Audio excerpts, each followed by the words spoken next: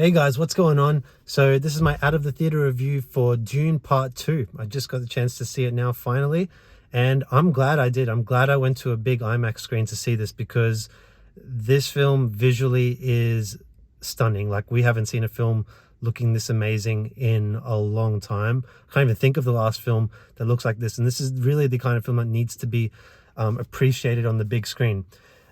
Just my quick thoughts here today on this. So this film is very much a slow burn. If you are not a slow burn kind of moviegoer, you're probably not going to appreciate this film.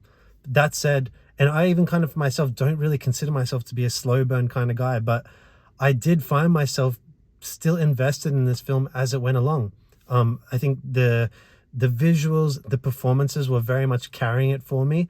The story is very straightforward. I mean, it's just really about Paul Atreides and his, and joining the Fremen, and basically their mission to take down the Harkonnens and to free them on Arrakis and whatnot. So there's a whole story going on then that's pretty simple. And meanwhile, Paul Atreides, played by Timothée Chalamet, unbelievable performance, by the way, and his character is very much going on this journey where the people he is with very much see him as like a messiah type figure, and he's constantly battling with that throughout the whole film. No spoilers here, so I won't say where it leads, where that takes him, but basically all culminates in a big battle at the end.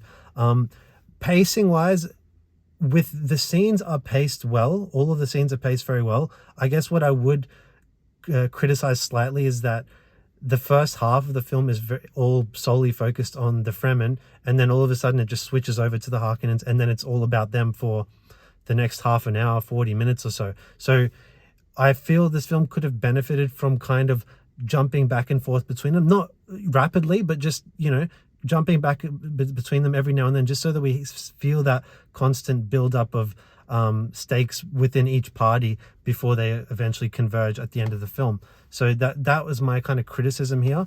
But otherwise, the content of what was going on within each scene, within each party that they show, is really good, really strong. I know nothing about the source material of this film. I've never read the books. I know nothing. I only watched the first Dune, the part 1 of this film, just recently, a few days ago. So I'm fresh going into this one after that one.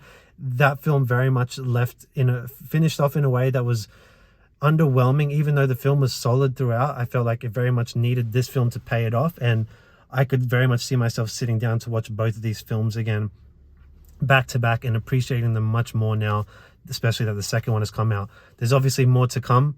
There's got to be more to come with these films based on where this one finishes off. So I'm very curious to see where they go, and I will definitely be there to watch that. But look, the performances all around are phenomenal. Timothée Chalamet knocks it out of the park. Austin Butler knocks it out of the park too.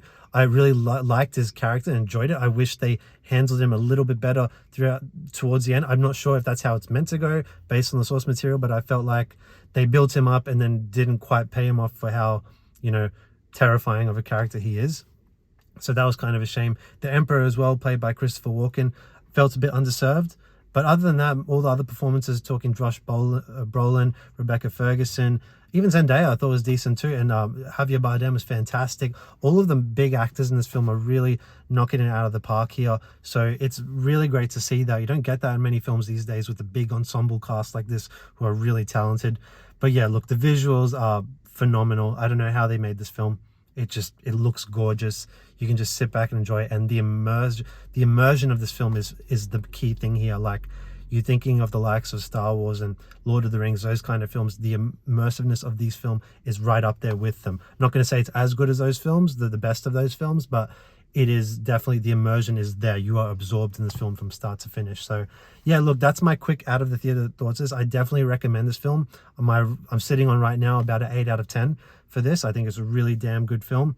And yeah, I'll give you my full spoiler review breakdown on the coming days, and eventually a Was at Work video too. So stay tuned for those. And thanks for watching, guys, and we'll talk to you next time. Bye.